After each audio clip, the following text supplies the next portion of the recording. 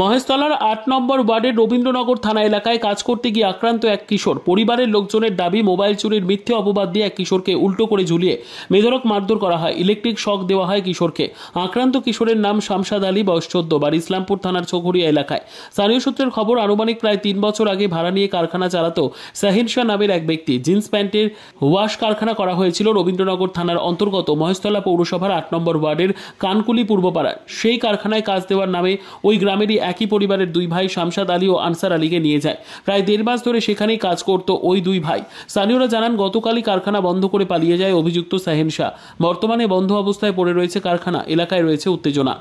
ছেলে ভাড়া দিয়েছিল, কিন্তু ওকে মানে আপনি চিনতেন না? না, আচ্ছা আমি সব লাইনে আসিনি। আচ্ছা, এরকম ঘটনা ঘটেছে, আপনি স্কুলে শুনেছেন? না, আমি শুনি। আপনার ছেলের নাম কি? সাহিন শাহ? হ্যাঁ, আপনার ছেলের নাম? সিরাজুল। সিরাজুল। আচ্ছা তার মেন্টাল। আচ্ছা।